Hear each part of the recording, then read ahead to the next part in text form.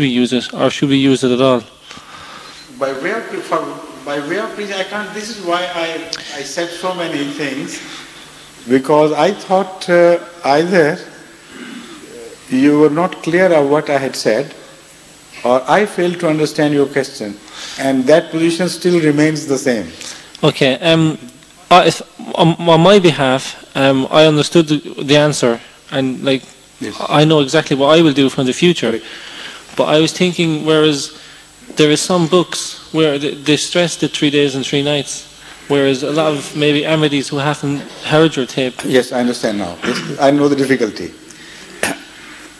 What I meant now, that is another area completely which I didn't touch upon now. Another very important point which I raised was that it is commonly understood that Jonah remained in the belly of fish for 3 days and 3 nights. And Ahmadis also have been using this argument in favor of Jesus' delivery from cross. They say that as Jonah remained for 3 days and 3 nights in the belly of fish, so also Jesus was to be in the belly of earth, as Jonah remained alive despite the fact that normally a person should have died much earlier than 3 days in the belly of fish. So also it was a prophecy applicable to Jesus Christ that he would remain within the belly of earth and still come out whole. Now, I pointed out that Jonah did not remain in the belly of fish for 3 days and 3 nights, nor did Jesus Christ for that matter. So, accepting one myth, you lead yourself into another difficulty. While if a Christian turns back to you and say, actually, Jesus did not remain in the belly of earth for that period, then you will start counting the period of the time when he was crucified initially and then he was taken down and also kept for a while and then remained injured or, under the, wouldn't remain in the state of, let's say, while he was wounded, that injury continued seriously, let's say, for a while. So counting all this period where the injury could result into serious consequences, we say it is 3 days and 3 nights.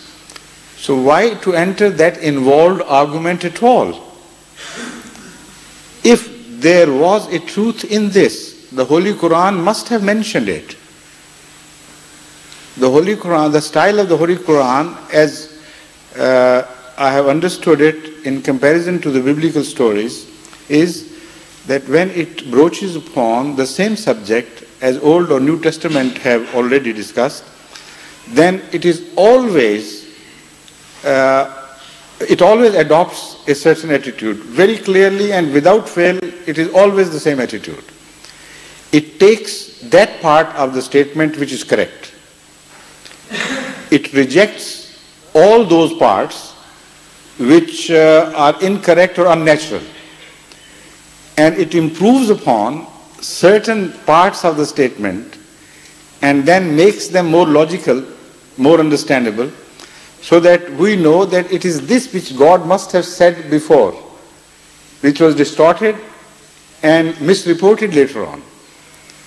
Now this is the Quranic style applicable to all such cases where a biblical statement has been incorporated in the Holy Quran, partly or fully, always with these,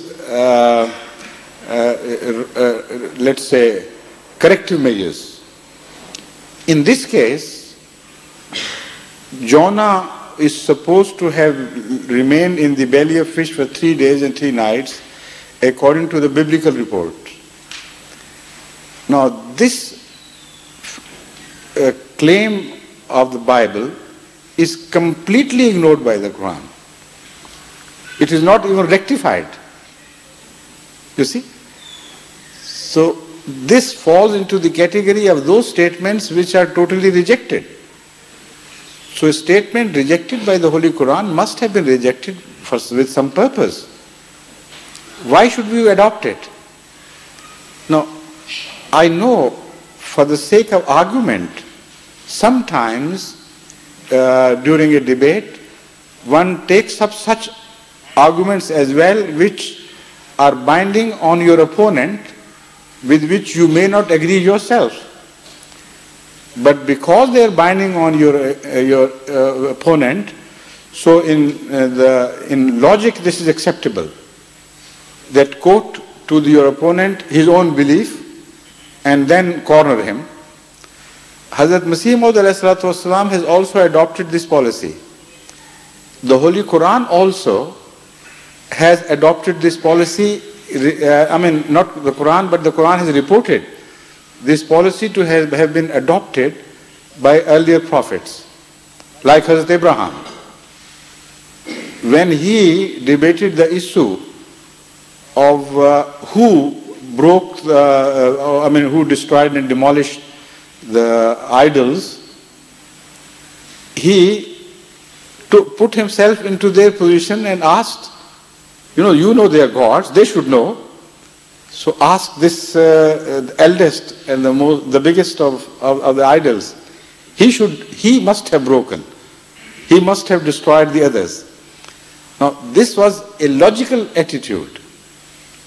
It was not an attitude which depicted Abraham's own beliefs at all. He did not believe in idols, that is why he broke them. So that is what I mean. Hazrat Masih Maud ﷺ has also, like Hazrat Abraham and some other prophets, adopted the same strategy during his debates with his opponents. I have noticed it many times in the study of those debates. But those Ahmadis who do not understand these things, and sometimes the opponents who do not understand these things, they say, look here, Muslim said this, so that must have been his belief. It is not true. Even the Holy Quran has used these tactics against the belief of Christians that Jesus Christ must have been literal Son of God because he had no father. The same Christians believed that Adam was without father and mother. So when the Holy Quran used this argument against them, it did not mean at all that God is declaring that Adam was born out of nothing, without a father or without a mother. So some Muslim scholars who have misunderstood it find themselves in great difficulty. And earlier they used to actually believe that Adam had no father and no mother. But nowadays, when in the period of scientific light, they can't accept this view and they find themselves in great difficulty. What they fail to understand is this is an instrument of logic used against your opponent, and the principle is that if he believes, your opponent believes in something which is false, you can use that belief against him as if it were correct and prove the stupidity of that situation.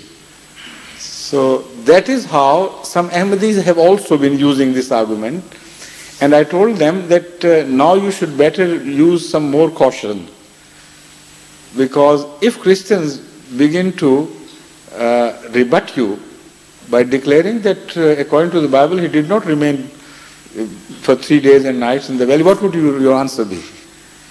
You understand the whole point now? Yeah. Thank you. Thank you. Clear. Any other question, please? Yes. There's one other. Yes. Taha Qazak Sahib.